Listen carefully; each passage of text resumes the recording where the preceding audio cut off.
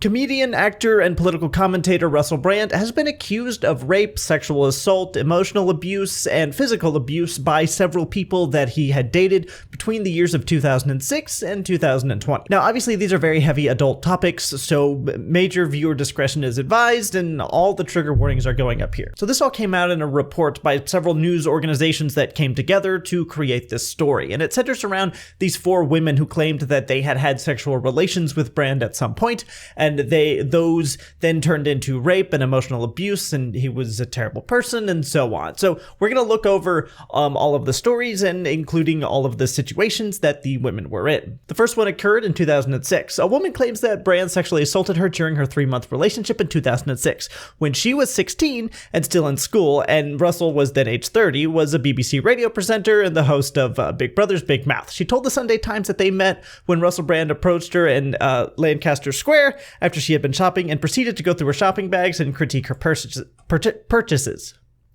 So on and so forth. She claims that she told her mother, who said to tell Brand about her age, but he was undeterred. And then it gets really creepy. And he said over the following weeks, Brand referred to her as the child and alleged that he was controlling, sexually, and emotionally abusive.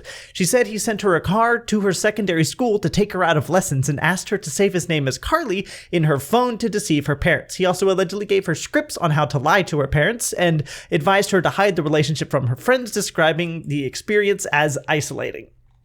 Next, moving on into 2007, Jordan Martin alleges that Brand sexually assaulted her and was physically and emotionally abusive towards her during a 6-month relationship from February of 2007. She claims he assaulted her at the Lowry Hotel in Manchester when he became angry after finding out that she had spoken to an ex-boyfriend and ripped her phone case apart to pull out the battery before touching her sexually. She said that she was, quote, not ready for this intrusion, unquote, and did not find it pleasant. Martin made the allegations in a book published in 2014. She declined to be interviewed by the investigative reporters, but told the Sunday Times that she stood by her account, and Brand will, of course, we'll get to this later, denies all of the allegations, but we'll talk about his specific denial here in just a minute.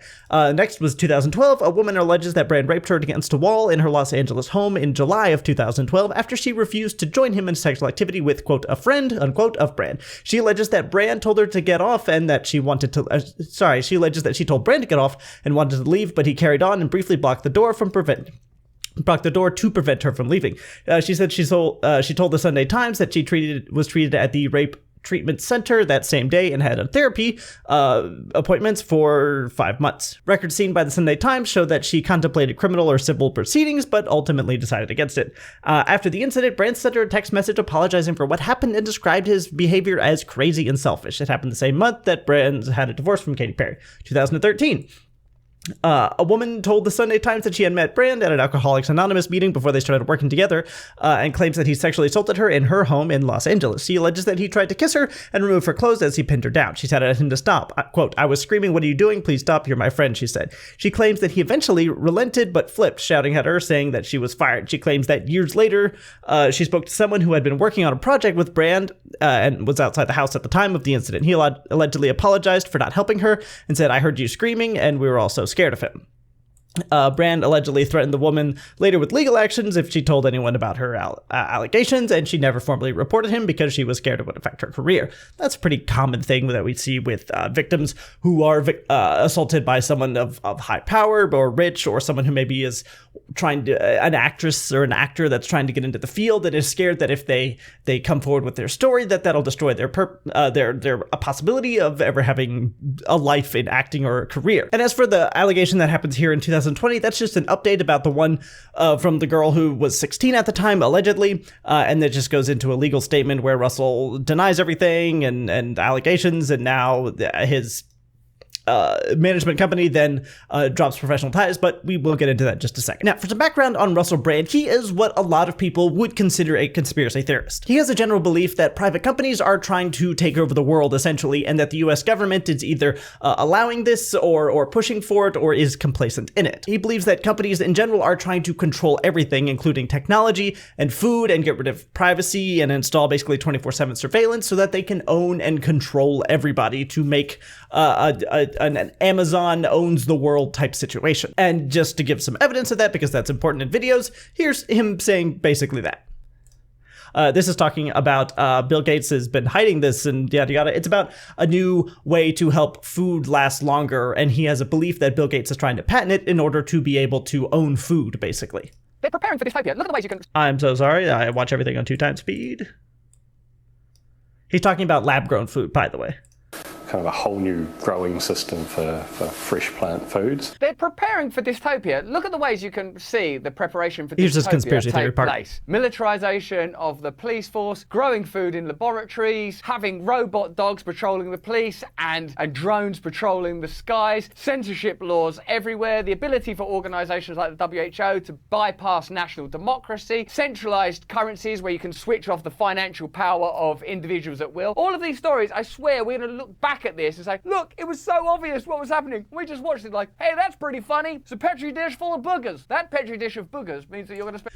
Anyway, you get the idea. He has this belief that these private companies, they're trying to own and take over the world, and anyone who disagrees with them, including Russell Brand himself, will be brought down or destroyed or conveniently commit suicide. Russell Brand, to describe himself, says that he is a seeker of truth who's enlightened, but not like in the Buddhist way, but more in the seeing through the matrix type way, essentially covering the stories that mainstream media won't. Now, it's difficult to objectively cover this kind of thing, so take everything that I'm saying with a grain of salt. But I put him in kind of the same camp that I put Joe Rogan, wherein they both have a general distrust of the mainstream media, and as a result are not so much conspiracy theorists themselves, but they become conspiracy theorist adjacent in the things they say and the ideas they promote. They're not Alex Jones levels of the frogs are being turned gay, but rather they will put forward ideas such as, and this is a true one from Russell Brand, maybe investment companies are causing the Hawaii fires in order to be able to drive out all of the citizens that live there and then sell that land to a large rich people and make a bunch of money. Now, I'm not saying it's true, but what if it is? That's essentially the approach he takes. These wild conspiracy theory-esque things, but he says that he's just asking questions, exploring possibilities, and covering these stories that the mainstream media is too afraid to because they're in the pockets of the rich billionaires that are committing these world-taking over acts. Now, I'm not here to specifically debate whether he is a conspiracy theorist or someone who is actually in good faith trying to seek truth, but the important thing you know is that he considers himself someone who is trying to seek truth, not a conspiracy theorist. And that's very important for his rebuttal of all these accusations. Basically, he wants to paint this picture that these mainstream media sources are coming after him in a huge smear campaign because of how close he is getting to the truth and to exposing them and to bringing down this world order that's forming. And to that end, he dropped this video the day before the report dropped. But amidst this litany of astonishing, rather baroque attacks are some very serious allegations that I absolutely refute. These allegations pertain to the time when I was working in the mainstream, when I was in the newspapers all the time, when I was in the movies, and as I've written about extensively in my books, I was very, very promiscuous. Now, during that time of promiscuity, the relationships I had were absolutely always consensual. I was always transparent about that then, almost too transparent. And I'm being transparent about it now as well. And to see that transparency metastasized into something criminal that I absolutely deny makes me question, is there another agenda at play? And then from here, he goes on a bit of a tangent that we're going to skip, but basically he pivots and talks about how the mainstream media is worried that he is getting too close to the truth. And in order to get him away from the truth, they're running these crazy things that never happened in order to basically shut him down. He says he's been anticipating this happen, so we're jumping forward a little bit to the second significant part of this video that he put out, denying everything. Ages and ages. It's been clear to me, or at least it feels to me, like there's a serious and concerted agenda to control these kind of spaces and these kind of voices. And I mean my voice along with your voice. The tactic he's using here is basically, by silencing me, Russell Brand, they are also silencing you, the people who are actively trying to seek the truth about this bought and paid for mainstream media. He's farming a parasocial relationship that's depicting him against the world. It is us, the truth seekers, against those people trying to control the truth with their billions of dollars and massive corporations. They're after me, and by association, they are also after you. It is pitting his viewers against the rest of the world, saying, don't believe them, shut yourself away inside this echo chamber that I've created where we seek and discover the truth. And as far as defenses go, this is actually a pretty good one. See, if he builds this narrative of it is me versus the world, essentially, or me versus the mainstream media, and he pulls all of this people into this association, then there is nothing under the sun that other people can say that will persuade the people that trust Russell Brand, because he's built himself as the only figure you can trust. So why would you trust things like mainstream media or evidence or police if there's a police state, when Russell Brand is the only one that's telling the truth? He's built this story that the mainstream media hates it. And so when the mainstream media then comes out with a story like this, of course his supporters are going to believe that this is all made up. It's kind of the similar reason that Trump still has so much support from his fan base. He said the entire time that the mainstream media is coming after him. And so when all of these reports and stories start dropping about allegedly illegal activities that might have gone on within the Trump campaign or the Trump the business empire, then of course the people aren't going to believe it, because Trump predicted that this would happen. The idea is to build core supporters that won't leave you no matter what, because then, worst case scenario, everyone else hates you, but you've still got your core supporters, which will give you the money and the power you need in order to be able to keep spinning whatever narratives you are. Now, jumping back over to talking about the allegations themselves, the real question is, are they going to go anywhere? And unfortunately, the answer is probably not. Legally, you get into this weird gray area where she says that he raped her and he says that he didn't. And so if the only two people are a girl saying it happened and a guy saying it didn't happen, then who do you believe? You simply don't have the evidence to, in a court of law, prove beyond a reasonable doubt that it actually happened. It really just comes down to who you choose to believe and how you legally decide that. With the exception of one of the cases, and let's look at this one.